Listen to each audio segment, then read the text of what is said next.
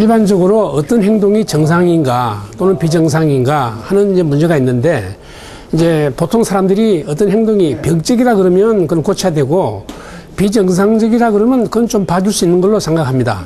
근데 현재 우리 동성애 문제는 의학에서는 이미 이제 병이 아니라고 이제 말씀을 해서 그 분류에서는 빠져 있습니다만은, 그 행동이 과연 정상인가 비정상인가 하는 문제는 남아있고, 더구나 그런 행동으로 인해서 나타나는 여러 가지 현상을 볼 때 이것이 바람직한가 또는 윤리 도덕적인가 하는 문제는 여전히 남아 있습니다.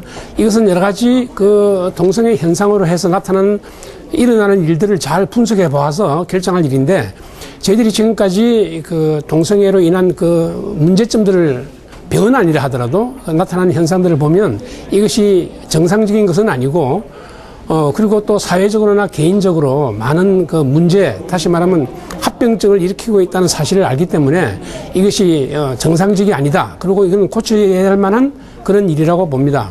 이때까지 인류 사회의 우리가 아는 한 5,000년 역사에서 동성애를 나쁘게 보았던 그 이유가 어디 있는가를 여러분이 잘 쉽게 생각해 보고, 단순히 현재 의학에 있어서 진단 기준에 따라서 병이 아니라고 한다 하더라도 이것이 우리 사회에 자연스럽고 또는 바람직하고 또는 정상적인가 하는 것에 대해서는 깊이 생각해 봐야 된다고 생각하며, 저로서는 이것은 사회적으로는 이렇게 용납이 되지 않는 그런 행동이라고 일단 생각합니다.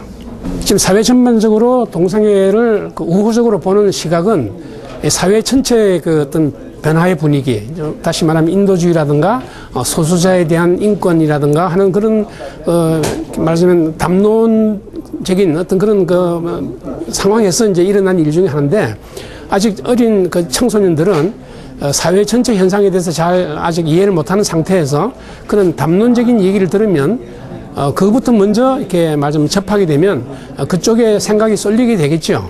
그래서 이제 청소년들에게 사회의 여러 가지 현상에 대해서 널리 알리는 교육을 한 다음에, 그 다음에 이제 동성애 문제가 과연 자기들 생각에 바람직한가 하는 그런 판단력을 길러줘야 됩니다. 그러니까 먼저 사고하는 방법에 대해서 교육을 하고, 그 후에 나중에 동성애 문제를 설명해주는 그런 순서가 있어야 된다고 생각합니다.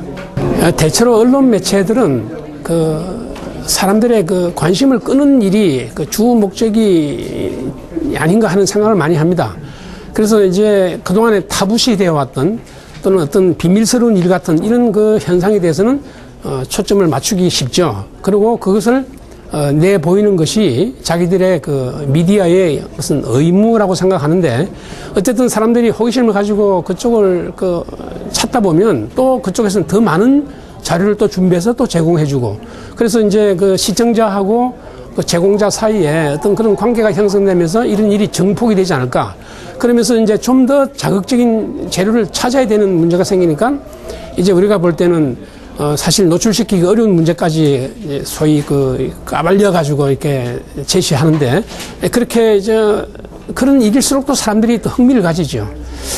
그래서 이런 일들이 왜 자꾸 생기는가, 시청률 관계도 있고 해서 결국은 모든 것이 우리가 보통 사회에서 생각하는 부정적인 거, 죄나 악에 대한 것이 자꾸 기승을 부리게 되는 그런 어떤 현상이 연달아 일어나지 않을까 하는 생각을 합니다.